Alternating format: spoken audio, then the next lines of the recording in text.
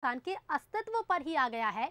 ये सवाल अब इतना बड़ा हो चुका है कि संयुक्त राष्ट्र संघ को इसको संज्ञान में लेना पड़ा। हम बात कर रहे हैं आर्टिफिशियल इंटेलिजेंस यानी कि एआई की, जिसकी दुनिया भर में चर्चा है। एआई को लेकर जताई जा रही चर्चाओं के बीच अब संयुक्त राष्ट्र सुरक्षा परिषद मंगलवार को न्यूयॉर्क में इस विषय पर एक बैठक करने जा रहा है। ब्रिटिश सचिव जेम्स क्लेवर्ली की अध्यक्षता में इस विषय पर चर्चा होगी। तो चलिए ग्राफिक्स के जरिए समझते हैं। सबसे पहले आपको ये बताते हैं कि आखिर एआई है क्या। तो चलिए जान लेते हैं ग्राफिक्स के जरिए आखिर एआई क्या है। तो देखिए, कंप्यूटर साइंस की एक एडवांस्ड शाखा है एआई। तकनीकी तौर पर विकसित की गई बौद्धिक क्षमता है ये। तो कंप्यूटर साइंस की एडवांस शाखा ऐसे माना जा रहा है और तकनीकी तौर पर इसे विकसित किया गया है। मशीन को प्रोग्रामिंग के जरिए इंसानी दिमाग बनाना है और वहीं एआई के जरिए रोबोटिक सिस्टम तैयार किया जाता है। तो चलिए अब आपको क्या एआई है ये तो हमने बता दिया। इसके बाद ये भी बताएंगे कि आखिर किन खतरों की वजह से संयुक्त राष्ट्र सुरक्षा परिषद ने बैठक बुलाई है।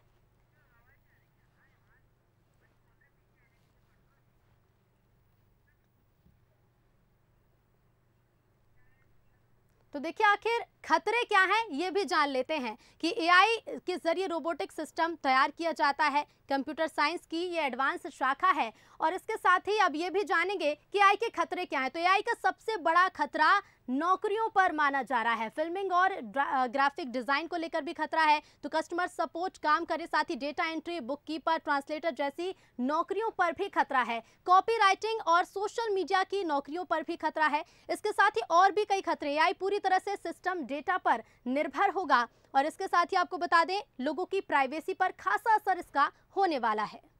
तो एआई में मानवीय संवेदनाएं नहीं है और ये आने वाले समय में और भी ज्यादा घातक सिद्ध हो सकता है। एआई पर निर्भर होने से इंसान आलसी हो सकता है और इसके साथ ही आपको बता दें कि हैकर्स के लिए इसका इस्तेमाल करना आसान हो सकता है। सोशल मीडिया प्लेटफॉर्म पर भी इसका गलत असर पड़ेगा। और साथ ही देखिए, एआई के कई नुकसान तो है ही, लेकिन इसके साथ साथ एआई के खतरे के साथ कई फायदे भी हैं। वो क्या है वो भी समझ लेते हैं। हेल्थ सेक्टर में कैंसर रेडियोलॉजी में इसका इस्तेमाल किया जाएगा। इसके साथ ही एआई माइक्रोस्कोप के जरिए खून की सटीक जांच होगी और साथ ही साथ शिक्षा के क्षेत्र में भी एआई के प्रयोग से टाइम की बचत होगी। तो इसी पर कई सवाल भी खड़े होते हैं कि आखिर खतरे हैं और कुछ फायदे भी हैं, लेकिन खतरों को देखते हुए अब संयुक्त राष्ट्र संघ एक बैठक करने जा रहा है। तो कई फायदे हैं, खासकर मेडिकल के क्षेत्र में, सुरक्षा के क्षेत्र में भी और शिक्षा के क्षेत्र में भी कई फायदे होंगे। लेकिन बंसल न्यूज के इस पर क्या सवाल है वो सवाल आपको बता दें। पहला सवाल ये कि क्या एआई इंसानों को रिप्लेस कर देगी, तो वहीं दूसरा सवाल ये है कि क्या एआई इंसानों का रोजगार छीन लेगी। क्या बुद्धिमत्ता में एआई इंसानों से बेहतर है,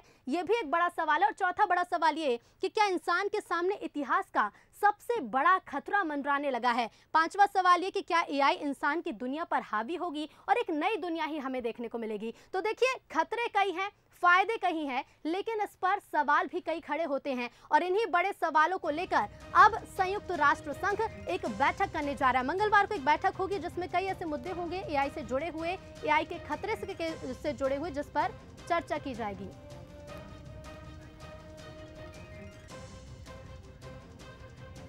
और इसी पर हम और ज्यादा बातचीत करेंगे। न्यूज़ एड शरद द्विवेदी जी हमारे साथ फोन लाइन पर जुड़ रहे हैं। शरद जी, सवाल कई खड़े होते हैं, लेकिन क्या माना जाए, क्या ये टेक्नोलॉजी, क्या एआई इतना बड़ा खतरा पैदा कर रही है कि वाकई इस पर एक बैठक की जरूरत है?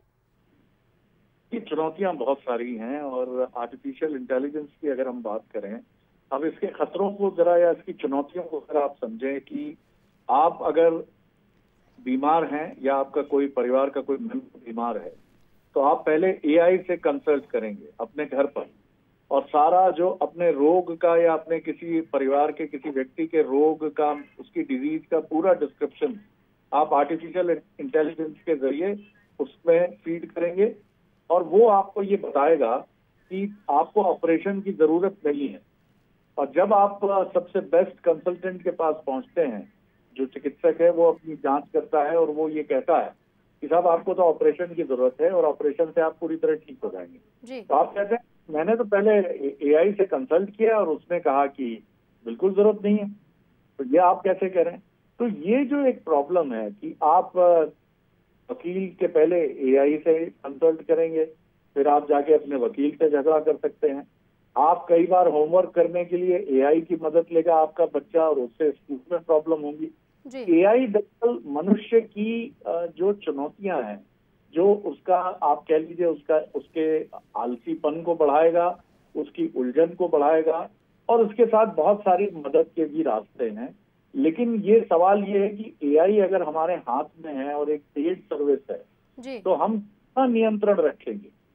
जैसे ये सवाल पूछा जाता है कि आपको डायबिटीज है तो मिठाई नहीं खानी है, लेकिन फिर भी बहुत सारे लोग मिठाई का सेवन करके अपना स्वास्थ्य खराब करते हैं।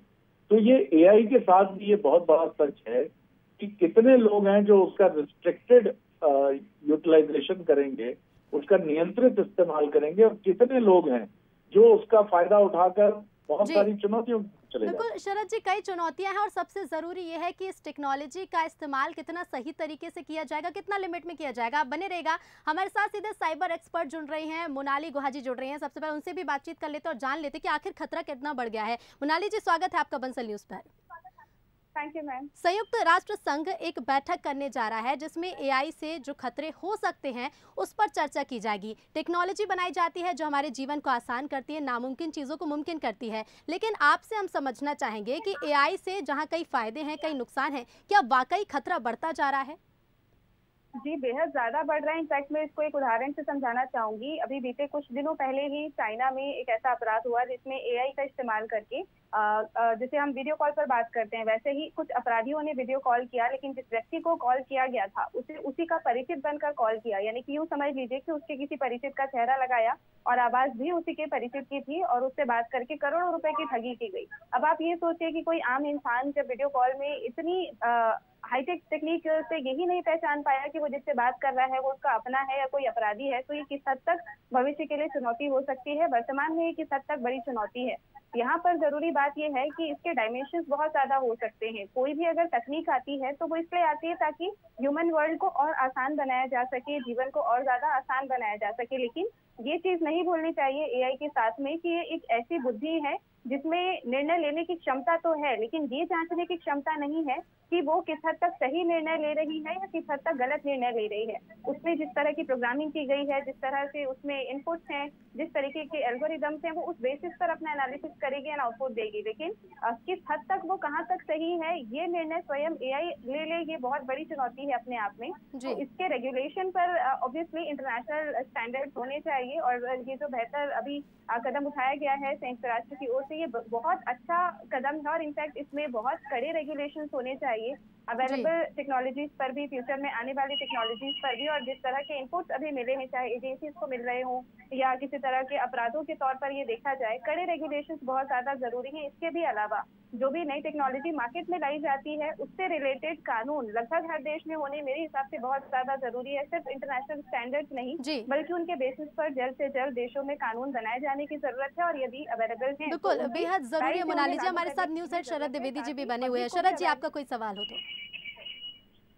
देखिए, चुनौतियां बहुत सारी हैं और सकारात्मक चीजें भी बहुत सारी हैं। मोनाली, एक चीज जो हमने अब तक हॉलीवुड की फिल्म में देखी थी कि आपको मशीन जो है आपके ऊपर रूल भी करने की एक एम्बिशन रखने लगती है, और ऐसा तब होता है जब मशीन सोचने लगती है, मनुष्य की तरह जब वो सोचने लगती है। अभी तक तो ये हॉलीवुड की कल्पना थी और मुझे 1-1.5 साल पहले की एक खबर याद आती है, हालांकि वो दबा दी गई ऐसा माना जाता है, कि गूगल के एक कर्मचारी ने जब ये बात कही कि उसके साथ काम करने वाली एआई जो मशीन है उसमें उसने संवेदना महसूस की है, उसने महसूस किया है कि वो सेंसिटिव है, तो वो मामला दबा दिया गया।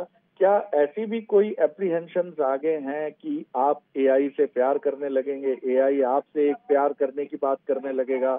बहुत सारे दूसरे इमोशनल सब्जेक्ट्स भी पैदा हो सकते हैं, चैलेंजेस भी। जी बिल्कुल, ये खबर मैंने भी पढ़ी थी और उस पर मेरी भी स्टडीज चल रही हैं और ये निश्चित तौर पर संभव है। हम उसे इमोशन का नाम जरूर दे सकते हैं, लेकिन ये भी एक तरह की डिसीजन मेकिंग ही है।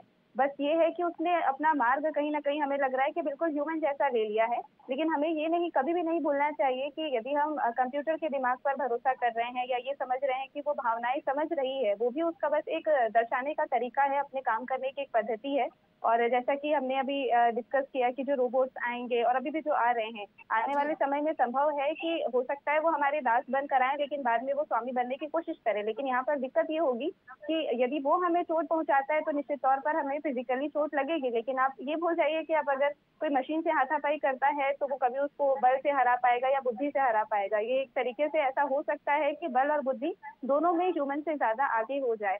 तो यहाँ पर ये भी जरूरी है कि जितनी जी। पुरानी तरह की रिसर्चेज आ रही हो उन पर स्टडी की जाए, और अगर ऐसा कुछ एप्रीहेंशन लगता है तो उस पर ओपनली स्टडी हो और उसके जो आउटकम्स हो उसके बेसिस पर फिर आगे और निर्णय लिए जाएं बड़े लेवल बिल्कुल पर। मोनाली जी, अब ये जो बैठक होने जा रही है संयुक्त राष्ट्र संघ की, इस बैठक के बाद ही सामने आएगा कि क्या निर्णय इस बैठक में लिए जाते हैं। आपका शुक्रिया हमसे जुड़ने के लिए। साथ ही न्यूज़र शरद द्विवेदी जी हमारे साथ जुड़े थे। शरद जी, आपका भी शुक्रिया। तो चलिए आगे बढ़ते, अब सीधी लाइव तस्वीरें ब्यावरा से आपको दिखाएंगे, जहां रोड शो के बाद जनता से संवाद कर रहे हैं मुख्यमंत्री शिवराज सिंह चौहान।